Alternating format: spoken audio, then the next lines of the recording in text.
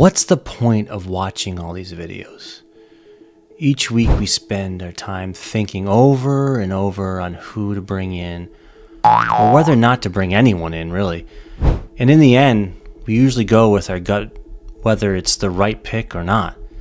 So why do these videos? Instead of you spending countless hours trying to find the right data to convince yourself on your original gut feeling, I'm just going to give you information, and honestly, you can do whatever you want with it. So what you see in front of you is a breakdown of all the teams and what position has scored against them. So not where on the field they've scored, but the actual position that has scored against them. So this will give us a good indication on who we should bring in. So just keep in mind, this is not including any penalties. It's just the run of play. And also I'm taking out Saka, Palmer, and Bowen, as those are the pretty much the players that we already have or we will be bringing in this week anyway, so I don't need to convince you on that. I'm not here trying to convince you. I'm just going to give you information like I said in the beginning. So let's start off with Richarlison. So a lot of us are considering Richarlison. So let's just look at the first three fixtures, because we're just looking to replace Son or Salah, He-Chan or Kudus, right? So we're looking at 3, 4, 5 weeks. So we're just going to stick with the 3 weeks right now, because this is essentially kind of like a punt. He starts off with Man U. So it is in green because he is a midfielder playing striker, which we like. But it's 7 goals. So that's the most goals that Man U has given up has been to the striker. Not by much, but compared to the rest of the league, it is green. But for this team, Man U doesn't give up too many goals. But when they do, it looks like the striker in the center mid is the majority of the goals on the against this defense. Moving on to Brentford. So this is the one that's tricky, because we look at Brentford like, man, they are falling apart, right? But where are they falling apart? They're falling apart on the outside if we look at the data right here, especially to our right wings. But this is a midfielder playing striker. So they've only given up 4 goals to strikers all season. So when we think this is probably a great fixture for Richarlison, this may not be a great fixture for Richarlison. So just keep that in mind. And then moving into Everton. Everton's a tricky team. They've been playing well kind of recently. They had some little trip ups, but if you look at the data right here, they're giving up the most goals on their team is to a striker with 8. That's a mid-range. So if I'm looking at Richarlison, I kind of give Richarlison a yellow, a mid-range selection. It's a fine pick. Not a lot of picks there's just not a lot of midfielders to pick from, so it's not bad, but we'll kind of recap at the end. So moving on, I love this idea, this next one, Jota. A lot of talk about Jota this week. The team I probably know about the most is Liverpool, so I can kind of dive deep into this team a little bit. We'll just go into the fixtures right away. Jota starts off with Bournemouth, and that's what we love to see. Look at this, all that red. So a 7-6-5 right down through the midfield is the center mids at 2. But when you see Jota can play all those positions. The question mark with him is, will he start and where will he play? I will say this to you. Jota, regardless if he starts or not, he is the one player on Liverpool that can give you haul ability. Whereas you thought maybe in the beginning of the season that would be Darwin, and we exclude Salah since he's not there. But if we're looking at the front line, who can give you the most, it would be Jota, regardless of if he starts or not. So we're going to move on to that next fixture. Chelsea at home. They've given up, look at the midfield right there. So a 4 for the right and left. And sometimes Jota just play false 9. So as a striker position at 7, that's where they've given up the most goals. So very promising as we've looking at Jota right here. And then they end with Arsenal. So we've all think Arsenal is one of the top defenses, and they are. But if we look at the stats here, we're just going to kind of, is it going to confirm that they are a very good defense? So as a whole, they've given up the most goals to the striker position. Like I said, Jota could see some action as a striker position. They've given up 6 goals. And then if you look at the other positions he possibly would play, it would more than likely have to be the right side. I think Diaz is kind of nailed into that left side, so not so promising to the right side as it's a 2. They've only given up 2 goals. So we'll look at this as like and okay. I will give Jota kind of a yellow just based off of the amount of minutes he possibly would get. I would think he's maybe starting 1 out of the 3 games, but I love the super sub ability of him. I wouldn't be so concerned. If you're looking for a 3-game punt, I really do like Jota. Rashford, and yes, I'm speaking of Rashford. I'm not a huge fan of Man U's assets this season, but he is a huge differential, honestly, because no one has him. So this last game, he did play the striker position, so that's kind of intriguing me, and that's why I put him on this list. I don't think he'll keep on staying there, but he did score there, and so that's why I put him on my list. Let's start off with Spurs. So if he is starting at the striker position, that would be excellent because they've given him 8 goals there. So that's a yellow there, but if he does move back out to the left, they've only given up 2. So that's a bit concerning if you're looking at Rashford. Moving on to Wolves, same sort of thing. The left wing, only 2 goals, and then the striker position, 9 goals. And then moving into the West Ham. This is the fixture. So if he ends up starting at striker, look at that. 12 goals against. West Ham is very poor down the middle, but not bad. I mean, decent against the left wing. They've given up 4. So there's promise there. This is a huge punt. No one really has him. So if you're willing to spend the money, I kind of put him at like a lower end yellow. I still like Jota and Richarlison better. Moving on to Gross. A lot of talk about Gross, not so much on Twitter, but I've seen it in chats, kind of some whispers about it. And I did pick him up. He is currently on my team now, so I've done some research on Gross. He moves everywhere. This guy's a busy bee. He's a player that's going to receive the ball from those center backs, play the ball up into the midfield, and then once you get into the final third, he's actually almost in the striker position at some time. So he's all over. So when we look at the data, we're going to keep in mind that his position is kind of all over, but it's very central right now. So we'll start off with Wolves away. We just talked about them. The striker position's at a 9. He's not listed as striker. It just kind of depends on where he ends up. He's more of an attacking center mid. So for them, that's only a 2. Not crazy about that, but I still love Gross. If we look at Luton's so heavy on the striker and the right wing, just tearing them up. But if you look at the attacking mid, only 3. Now, as a whole, we're saying, oh, that's pretty low. Well, as a whole, not a lot of goals are coming from attacking mid, so that number is not that scary. If we look into the last fixture that Gross has, it's Crystal Palace. So Crystal Palace, centrally, same sort of thing, a 2. But if he does move up into that striker kind of role during the flow of play, I love that. He's on corner kicks, free kicks, he's everything. So this is not taking in consideration assists. So I've solely looked at just goals. So when I say, oh, these are not looking like good numbers, let's keep in mind that Gross, a lot of his returns are coming from assists. I wouldn't let this put you off just based on he roams everywhere. Okay, Odegaard. How do you feel about Odegaard? I loved him last year. He's very much an attacking center mid. The returns aren't there. So before I get into the fixtures, and we'll kind of break that down for the next 3 games, keep in mind when he actually does get a return, it's almost instant 3 bonus points. So as we go into this, just let's think about that. They start off with Crystal Palace, who I just talked about. So same sort of position as Gross. He's mainly in the same area. He doesn't play totally like where Gross kind of moves around. You're never going to really see Odegaard at the striker position. So starting off with a 2 from an attacking mid is not great. Okay, moving on to Forest away. So Forest away, we're looking at a 5. So very promising for Odegaard in that fixture. I love that he has finally an attacking mid position where it is a red. We haven't seen many of these, so that is promising. It's just, to me, a little scary picking up Odegaard at that price, and he's not very close to the goal. But the assist literally could get him 3 bonus points.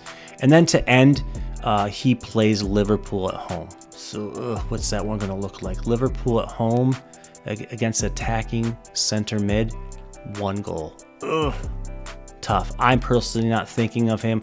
I wanted to throw it out there just to show you the data, and you can make your own decision on that one, just like all these picks. Moving on to Foden. So hot name, Foden. We've talked about him last year, early this year, all this potential. I think it's starting to come together now. And then we suddenly get concerned because KDB, right? Oh no, KDB. KDB's older. He's getting up there with age, and they're going to gradually put him in. Then Pep said that he's not going to just throw him in there. So minutes are going to be small to start off with. He might not even start. It might just be bench. So, and the other thing with Foden to think about is his versatility. So if anything happens, like say if KDB just essentially takes the Foden role away from him and they keep Alvarez in the field, then you're looking at more of a platoon on the outside with Silva. And then Silva can move around too. So I would still think Foden plays quite a bit. Looking at Foden's fixtures, Newcastle away against an attacking mid. Wow, a 6 right there, right? That's what we love to see. Already starting off with a good fixture. And then moving on to Burnley at home. Ooh, a 5 in red. Love to see that, right? And then Brentford away. We've talked about Brentford, and they got a 4, so a yellow. I'm telling you right now, Foden is a green. I'm go with Foden. Even if you don't feel great about him, think of this as the Salah replacement till Salah comes back. You can think of it that way, and maybe that will give you a little peace of mind, because I don't see KDB coming in suddenly 90 minutes and then Foden's out of the team. He's too good at this point to say that he is not going to touch the field.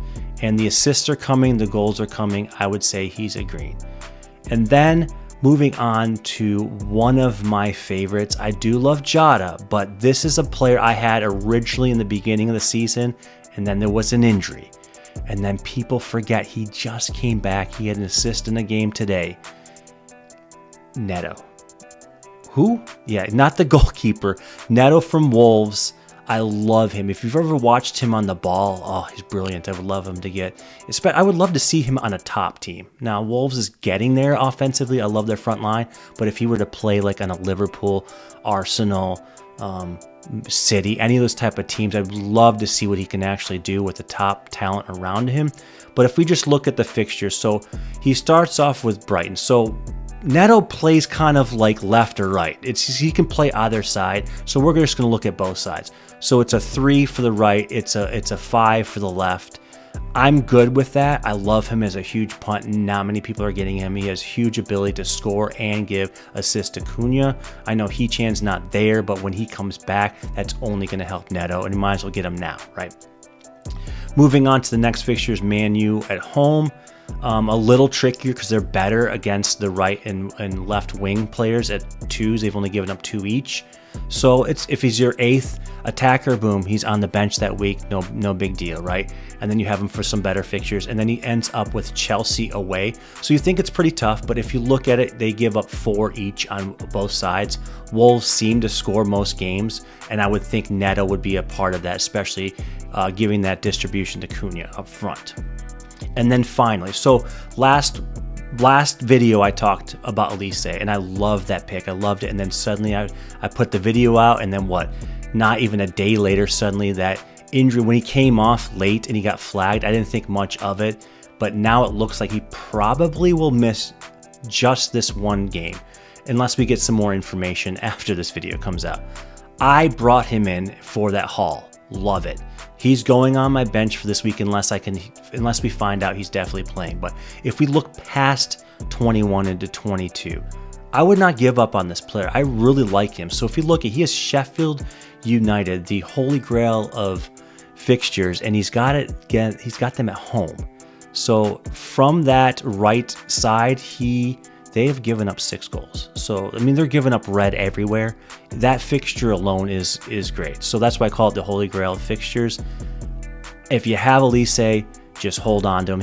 They play Brighton right after that. It's not as a great fixture, but they've given up a goal every game besides the last one.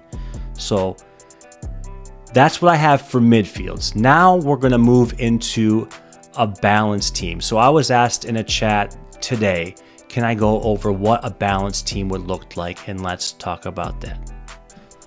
Balanced teams. So it's kind of a tricky thing to talk about because we can look at what a balanced team looks like currently, and then we can look at also what it would look like down the road. So what does that even mean, balanced team? To me, that means it's consistent in all areas. We are consistently getting some sort of returns within each line that we're talking about, the goalkeepers all the way up to the strikers.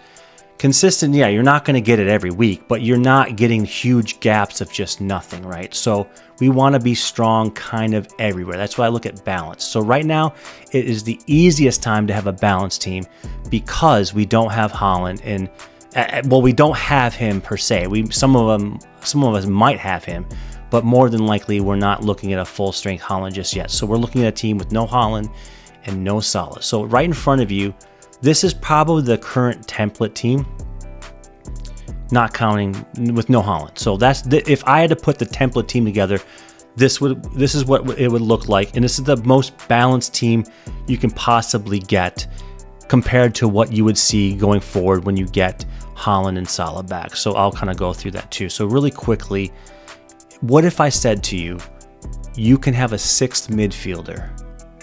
The only catch is the midfielder's 8.5, but this midfielder has returned 10 out of 12 games. You'd probably say, yeah, of course I'm going to take this player. Well, this player is right in front of us. Trent Alexander is excellent. Currently, he's on the template team that I have. As you see as we go a little bit forward, it's very tricky to get him later on when we add so many players. If we go through it, some consistency. So Pedro Porro had an amazing goal today. The only thing about him is when Madison comes back, he goes off of a lot of the free kicks. Something to think about. It wouldn't be a must-add that I have had that I would have Porro further down the line, but right now it's good. It's a good get.